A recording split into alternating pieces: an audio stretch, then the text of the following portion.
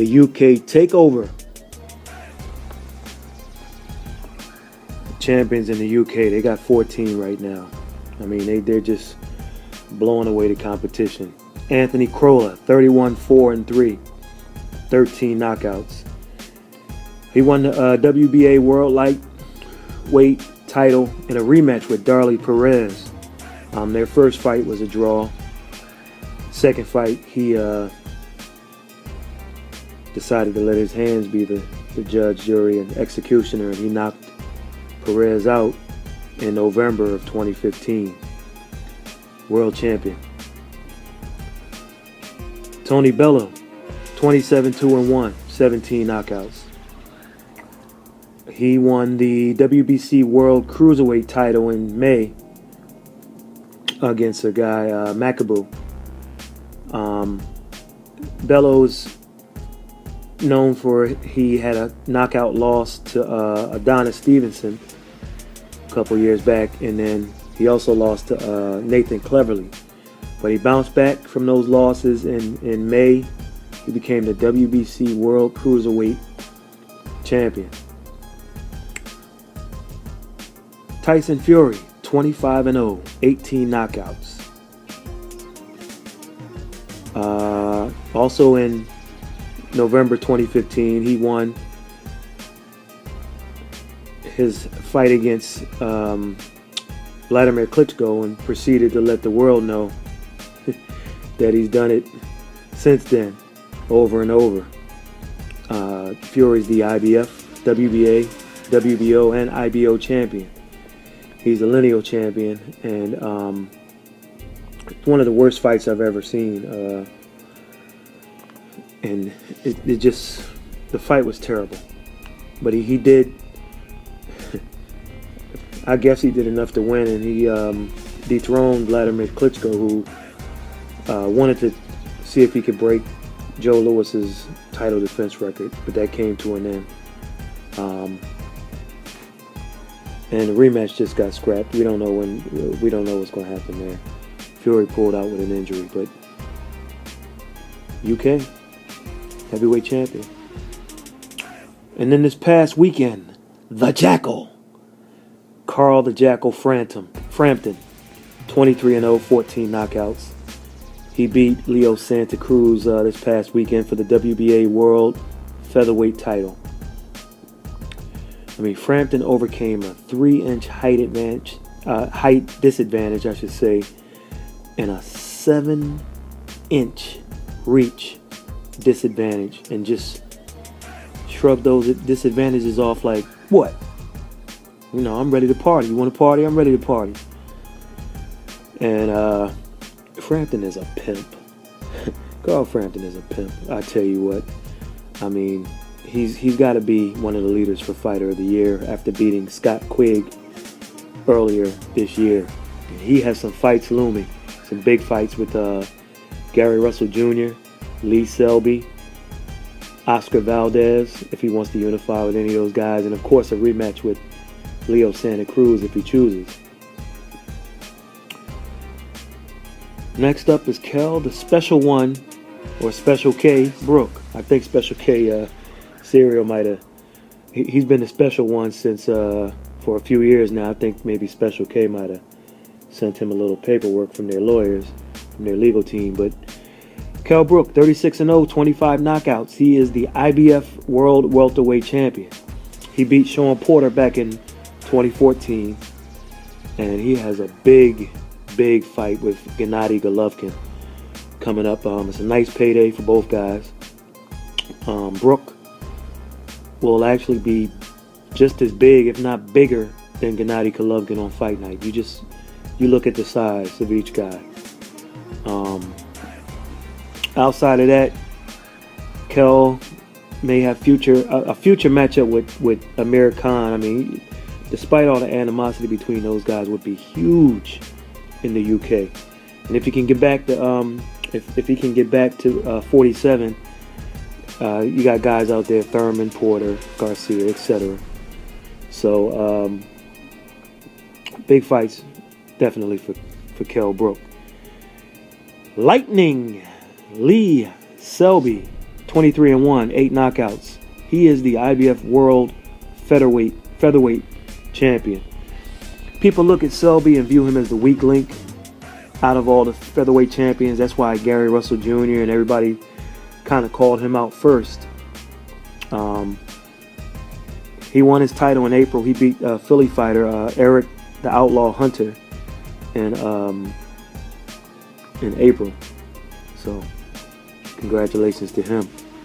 Next up is Terry Turbo Flanagan, 31-0, 12 knockouts.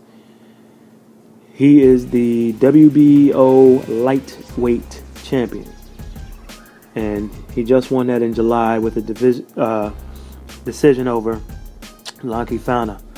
And the hits just keep going on. Next is the big man, Anthony Joshua, 17-0, all 17 wins by knockout. He's on pace right now to be one of the greats, a great one. He just has to stay focused, keep working at getting better. He won the IBF World Heavyweight title from Charles Martin back in April, and he defended it in June against Dominic Brazil. Now, Joshua still has some questions, some chin questions that need to be answered, but my only knock on him is, the brother needs a nickname. You got all, Lightning, Turbo, the Special One, Special K, the Jackal. Everybody's got a nickname, it seems, except AJ. So, we'll see if he works on that.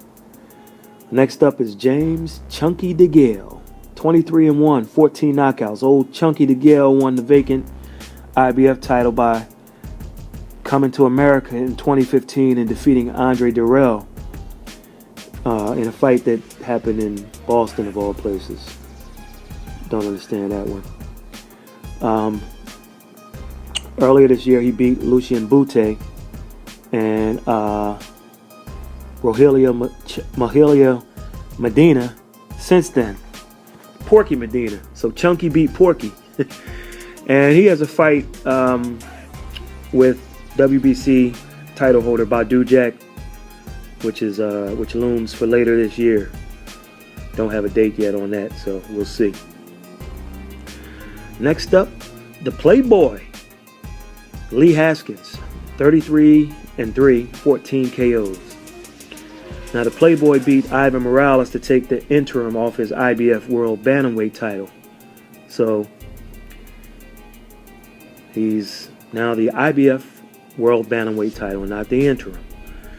It's not much going on in the Bantamweight division anymore, but the Super Bantamweight has some big names in it.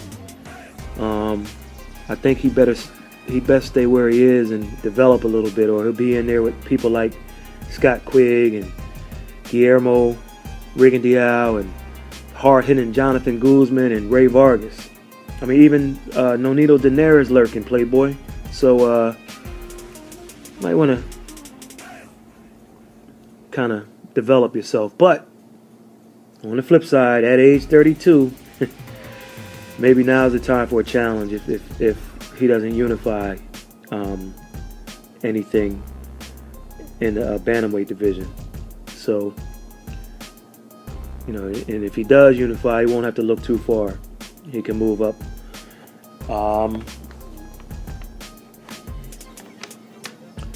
Jamie McDonnell, 28-2-1, 13 knockouts. He won the vacant WBA World Bantamweight title in 2014, and he's defended it 4 times since then, most recently against Fernando Vargas. No, not that Fernando Vargas.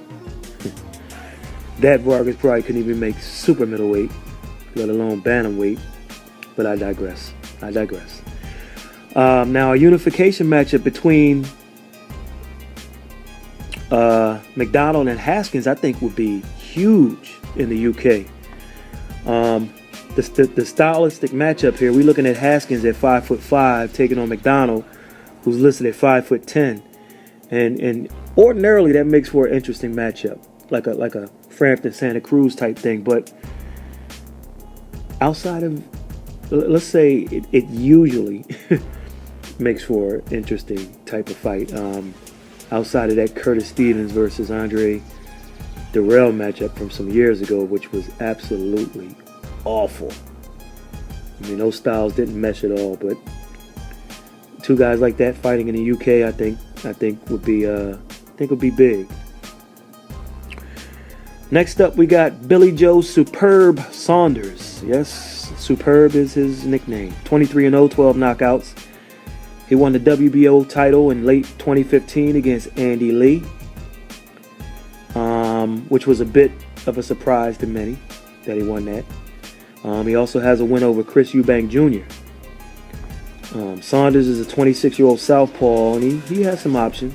I mean, he had one. I believe him as well as Eubank had big money waiting for them to fight Gennady Golovkin, but the fights didn't pan out for either one of them.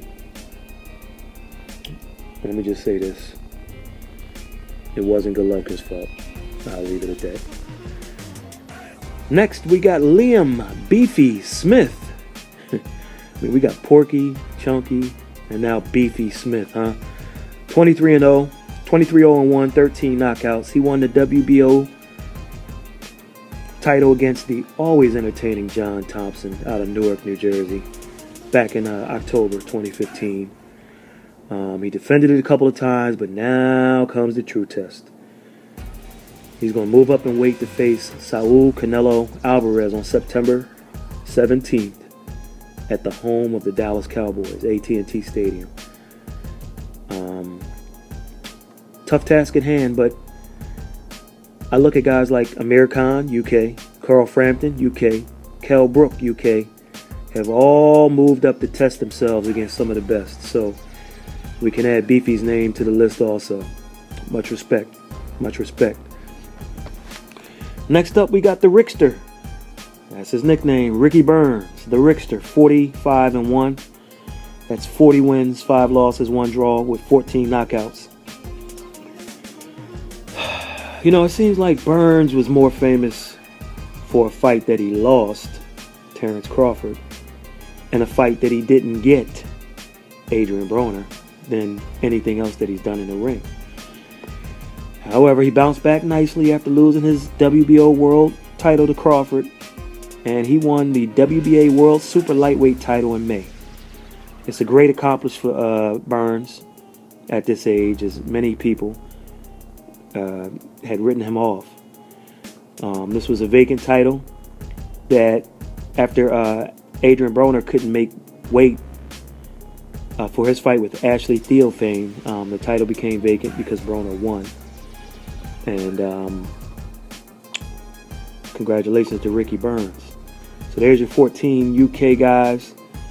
Didn't want to make this video too long, so I went kind of fast, but let me give one honorable mention. Scott Quigg. Earlier this year, Scott Quigg was an undefeated title holder at 31-0.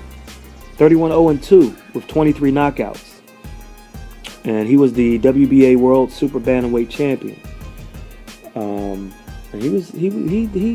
he had about 6 or 7 title defenses before losing in a unification to the Jackal, Carl Frampton. It kind of makes me wonder, with all these champions in the UK now, it kind of makes me wonder if there'll be like some sort of change in landscape, and will the US fighters take the challenge of going elsewhere to fight for titles? I mean, there always seems to be more money across the ocean in the UK, and the fights, they sell out in like minutes, like record time, not days, not months, but just minutes. So that'll be interesting. I think that the UK kind of holds some of the power, but a lot of those guys, they'll fight anywhere. But I'd like to see our guys test themselves by going to the UK. I mean, Terrence Crawford took the challenge when he beat Burns. Andre DeGale did. I mean, Timothy Bradley went over there and took what he thought was his. And then some guys came up short, like Alan Green. And more recently, like Charles Martin. but they took the challenge. I mean, back in the day a little bit, Oliver McCall, Jesse Ferguson, Timmy Witherspoon, Mike Tyson. You know, some of those guys didn't have a choice, and some of them went for just big paydays, but they went. They took the challenge. Win, lose, or draw. They went after it. And there's a host of names I can mention, but the question is, will the landscape change once again? I mean, Gennady Golovkin's going over there. I mean, he's not from America, but he's a pseudo-American. As I believe his residence is now in Southern California. So we'll see. We'll see. Will those titles change hands and come back to America? Or will these guys hold on to it? It's going to be interesting. One thing for sure, a majority of them, maybe not all 14, but a majority of them are going to challenge themselves. They'll come to the U.S. and fight. They'll go to other countries and fight. And even if they fight at home, they will defend against stiff competition. So stay tuned. Maybe we'll revisit this in July of 2017 or August of 2017, just to see where we're at. I'll hold on to this list and then kind of revisit and see who's hung on to their title, who's lost their title, and whatever else. Please don't forget to subscribe to our channel, The Fight Journal. Just click on subscribe. It's free.